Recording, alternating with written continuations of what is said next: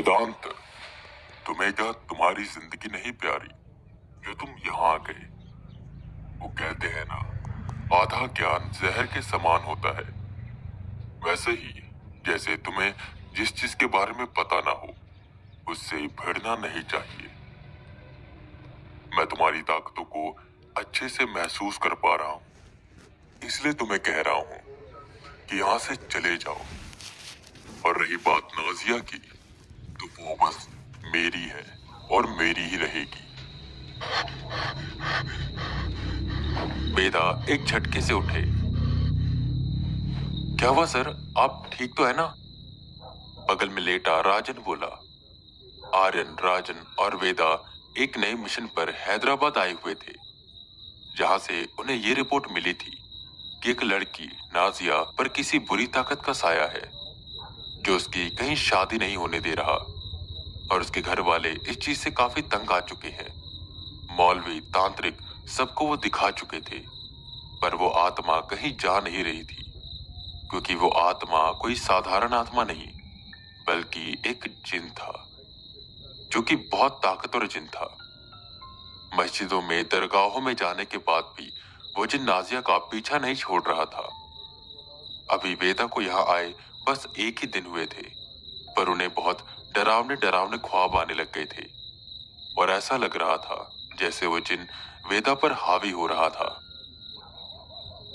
Sir कुछ बोलिए, आप ठीक है ना?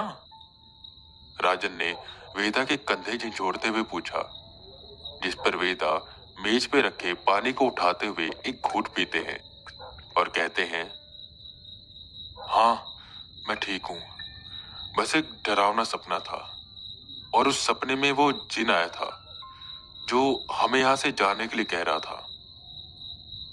ये सुन राजन भी डर गया। सर मैंने सुना है ये जिन विशेष पूरी करते हैं और चिराग में रहते हैं। आर्यन ने उठते हुए कहा। तू अब तक सोया नहीं? वेदा ने पूछा, जिस पर हल्का सा मुस्कुराते हुए आर्यन बोला, नहीं सर, मैं तो बहुत एक्साइटेड हूँ। मैं बचपन में जिनकी कहानियां बहुत सुनता था। वो चिराग में रहते हैं, और जब हम उस चिराग को खींचते हैं तो वो बाहर आ जाते हैं और फिर बोलते हैं, हुक्म करिए मेरे आका। फिर हम उसे अपनी कोई भी विश बताते हैं तो वो उसे पूरी कर देता है। आर्यन की आंखों में एक चमक थी। आर्यन, ऐसा मूवीज में होता है, रियल में नहीं। जिन बहुत ताकतवर और खतरनाक होते हैं। हाँ मैं ये मानता हूँ कि सारे जिन खतरनाक नहीं होते, कुछ उनमें से बहुत अच्छे भी होते हैं, पर सारे नहीं। अगर जिन किसी पर मेहरबान हो जाए तो उसकी सारी विशेष पूरी कर देता है, पर अगर किसी से नाराज हो जाए तो उसका जीना हराम कर देता है। इसलिए कह रहा हूँ, संभल कर रहना। वेदा ने हिदायत दी, जिस पर आर्यन थोड़ा गंभीर हुआ। तो सर हम इस जिन को कैसे भगाएंगे?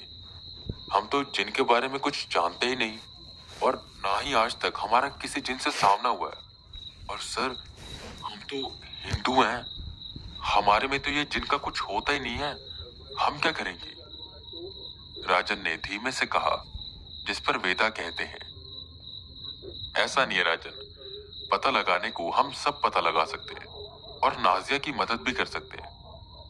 यहीं पास में एक मस्जिद है, कल सुबह हम वहां पर चलेंगे। वहां से हमें कुछ ना कुछ पता चल जाएगा, पर अभी के लिए सो जाओ। इतना बोल वेदा लेट गए और सो भी गए।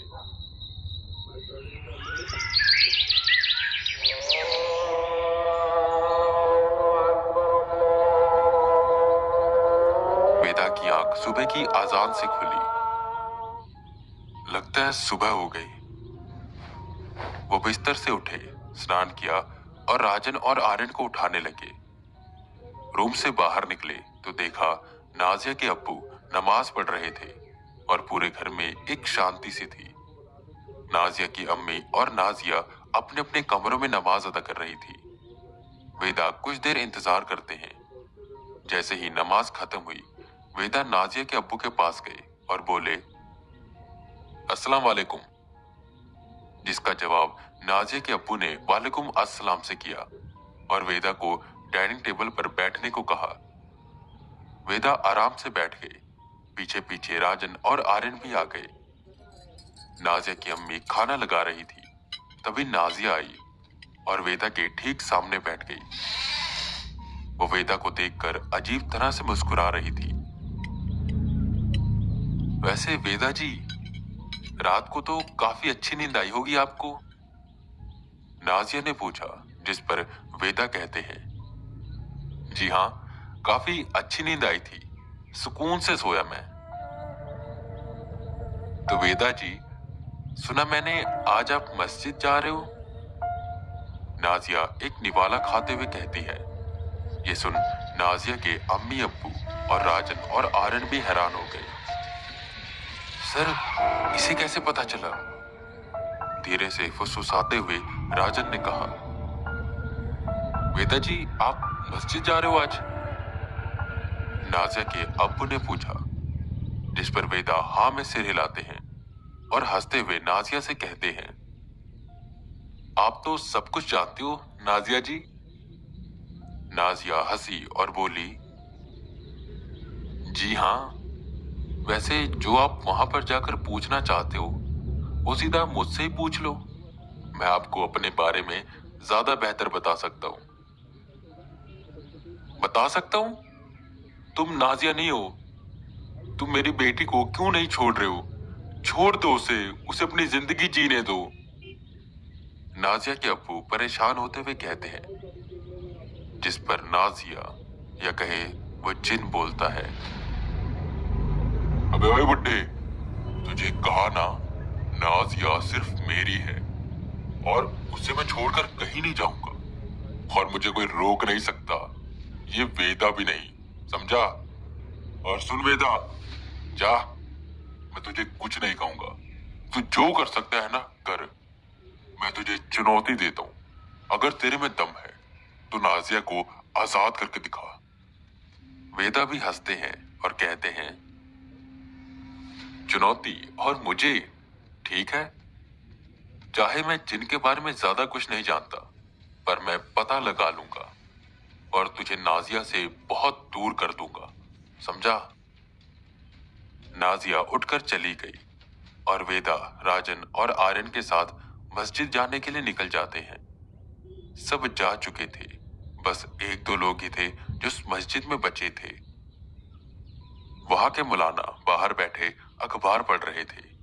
जब वेदा उनके पास गए, अस्सलाम वालेकुम, उन्होंने कहा, जिस पर वो मौलाना उन्हें ऊपर से नीचे तक देखते हैं और कहते हैं, वालेकुम अस्सलाम, आप कौन? इससे पहले कभी आपको देखा नहीं यहाँ पर। जिस पर वेदा उन्हें अपने बारे में बताते हैं और ये भी बताते हैं कि वो नाजिया के अंदर से उस जिन को निकालने के लिए आए हैं। जिसके बारे में सुनते ही मौलाना एकदम से डर गए और बोले, पागल हो तुम, एक तो गैर मजहब के हो, हमारे मजहब के बारे में कुछ तुम्हें पता नहीं और तुम जिन का सामना करोगे? मैं गया था नाजिया के घर, मैंने भी वहां पर सारी कोशिशें की, पर वो जिन नहीं निकला। वो जिन बहुत ताकतवर है और खतरनाक भी, और उसे नाजिया से मोहब्बत हो चुकी है। ऐसे नहीं जाएगा वो। अगर अपनी जान प्यारी है तो चुपचाप यहां से चले जाओ। वेदा उनकी इस चेतावनी को नजरअंदाज करते हैं और उन्हें कहते हैं कि वो उन्हें बताए ये जिन होता क्या है और ये नाजिया के शरीर में कैसे आया। वो मौलाना उन्हें काफी समझाते हैं, पर वेदा मान नहीं रहे थे। तो उन मौलाना ने उन्हें बताना शुरू किया, जिन, जिसे अल्लाह ने आग से बनाया होता है और ये अपनी अलग दुनिया में रहते हैं। ये अच्छे भी होते हैं और बुरे भी होते हैं, बिल्कुल इंसानों की तरह। ये अपना रूप भी बदल सकते हैं और किसी भी चीज का रूप ले सकते हैं, जानवर का, इंसान का, किसी का भी। कहा जाता है कि हमेशा हमारे आसपास होते हैं। और रही बात नाजिया की कि उसे ये जिन कैसे मिला, तो इसमें उसकी खुद की गलती है। कहा जाता है कि रात को बाहर जाते समय लड़कियों को इत्र नहीं लगाना चाहिए और अपने बाल खुले नहीं रखने चाहिए, वरना उस पर जिन आ जाता है और उसे अपने काबू में कर लेता है। और कुछ ऐसा ही नाजिया के साथ हुआ। इन्हें रात को कहीं शादी में जाना था। नाजिया ने इत्र लगा लिया और अपने बाल भी नहीं ढके। उसकी अम्मी ने उसे लाख समझाया, पर वो समझी ही नहीं और ऐसे ही चली गई। जंगल का रास्ता था, बस उसके पीछे जिन पड़ गया। तब से वो उसके साथ ही है।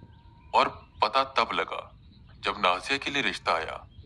लड़के वाले घर जा रहे थे, तभी उनका एक्सीडेंट हो गया और लड़के की मौत हो गई। तब नाजिया ने आवाज बदल कर कहा कि जो भी नाजिया को मुझसे दूर करने की कोशिश करेगा, मैं उसे मार दूंगा। सब डर गए।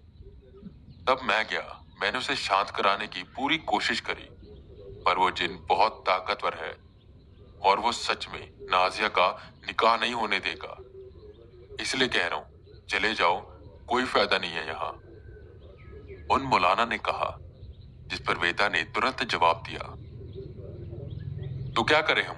उम्मीद छोड़ दें? जो नाजिया के साथ हो रहा है उसे